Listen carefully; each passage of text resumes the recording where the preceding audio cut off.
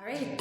Another powerful lesson that I got from your memoir was that love is not enough. And I feel like that rings so true for a lot of us because we'll be with our partner and we love them deeply, but you're looking at your life and you're like, I'm not as attracted as I used to be, or we are disconnected, or there's just different things that are happening. Life is complicated. There's different things that come up. You know, people have to take care of aging parents, young kids, careers, the stresses of everything. And sometimes the love that we feel for that person is just not enough to carry us through those difficult times, right? And so the beautiful thing about Tantra is that it really gives you the tools and techniques to get yourself through those things and not only survive them, but thrive as a result of them.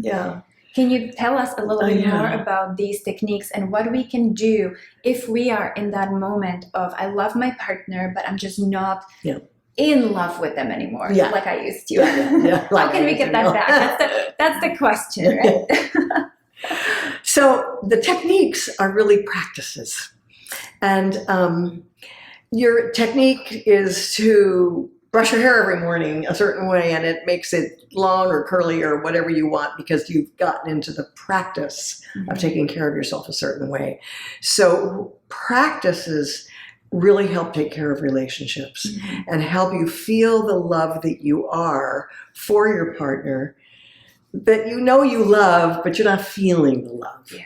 So the practices are having to do with touch, breathing, eye connection, and yes, it can be difficult, I know, to get your partner away from the screen, because I also live with a man who, if his eyes are on a screen, he is complete. He is fulfilled from the computer screen, first of all, telephone screen, television screen, and I want you to, here's the screen I want him to look into.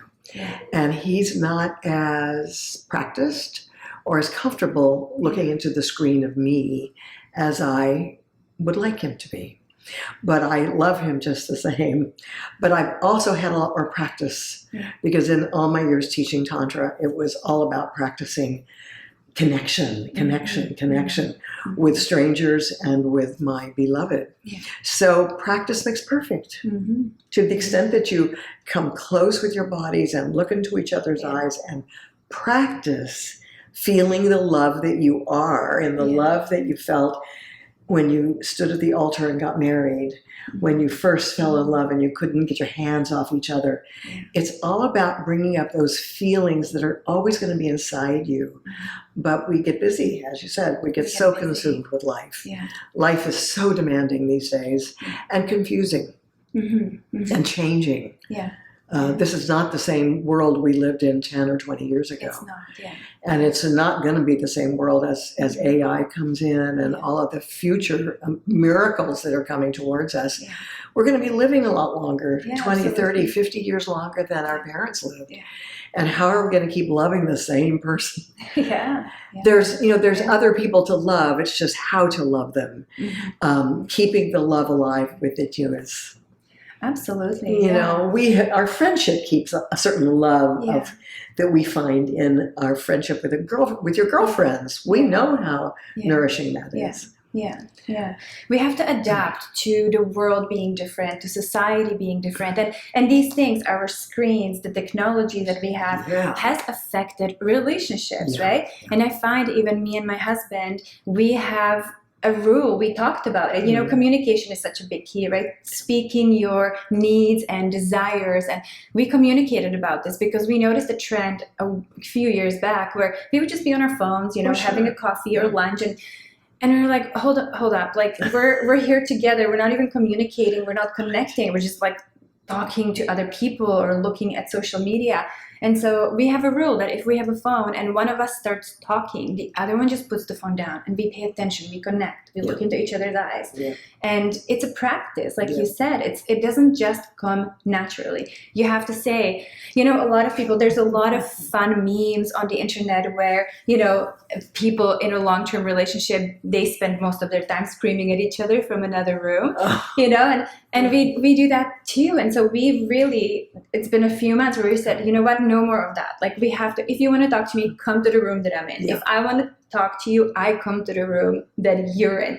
And it creates, it's such a small thing, but it creates a different dynamic. It creates, you show your partner respect. And so for a lot of long-term relationships, we forget to appreciate the partner and respect the partner. Yeah. I feel like, right? So bringing it back to basics, bringing it back to, like you say, it's a practice. Yes. It's not something that comes naturally. I was going to say too that the practice, like if you're going to go lay down on your bed to be comfortable, to have a 10-minute intimacy connection. Yeah, yeah. The agreement needs to be the phones are in the other room. Absolutely. If there's a computer screen in the bedroom, it is covered or closed. Yeah. Because those things draw you towards they're distracting. They're totally distracting, and they are putting a big crimp into the intimacy that people need and crave and desire. Absolutely. So these hints, these reminders from us are because we've had to learn them too. I mean, I can go out for that 5 o'clock glass of wine with my partner and have my phone, and I can be busy, and and one of us will say, oh, "Hold on, wait a minute," just like you are. Yeah. We're not spending this time with each other, and the agreement was to, look at the sunset together. Yeah, absolutely, right? And connect. Yeah. So if you find yourself in a similar situation, grab your honey, grab your partner, grab your beloved, and watch this episode together. Decide together on doing things differently starting today, starting right now. Make some new agreements with one another. Remember why you fell in love in the first place, and decide to respect one another again. Respect what each other's needs and desires, and give each other the same level of attention and care that you would in a new relationship. Things shift so quickly when you start appreciating your partner and showing them that they matter to you just as much, if not more, than they did in the beginning. And if you need to set an alarm of 15 minutes or whatever of intimate time, set the alarm. Absolutely. Because, some people get like all crazy nervous. Oh, what if we forget that we have to do this, that, and the other thing? Well, set an alarm. But in that 10 or 15 minutes that you're going to be connecting, it will feed and nourish the love that you are on the deepest of levels. Yeah. And the more you do it, the more you practice it, the more you set 10-minute or 15-minute connects aside every day with yourself and with your partner, the more you will get done ultimately. Yeah. So look at your partner right now and decide on the 10 minutes. What is important to you? What are you going to do? Are you just going to turn off the electronics, have a coffee, and chat about your day? Are you just going to get into the yum-yum position and hold each other for 5 minutes? Yeah. What is that thing for you that will make you feel more connected, more loved, more appreciated? And it might be different for each of you. So take the 5 minutes each. Take 5 minutes for your needs and take 5 minutes for their needs. Just start the conversation. I love that you say, it doesn't have to be perfect. You just have to start. You just have to start communicating. And it's a process. Like you said, we are learning every single day. We're in a long-term partnership and we never stop learning. And so it's like life. We never stop learning. The lessons keep coming as long as we're open to them and applying the principles. Yeah. We were chatting a minute ago before the camera was on about how much it can mean when your partner asks you if he can kiss you, touch you, hold your breasts, touch your yoni. And by the same token, he will love it if you ask him, would you mind if I hold your lingam for a little while? Now, it's really important if the guy can understand that it doesn't have to lead to an ejaculation. Mm-hmm. If it can be just, I just want to put some love in to that part of your body because we don't have time for sex right now. Yeah. And our genitals need loving touch, that in addition to sexual touch. Mm-hmm. So find the words to ask, may I? Yeah. It'll make touch each other more, yes. Touch each other more often, and it will lead to more intimacy and more pleasure for both of you. Absolutely. Enjoy.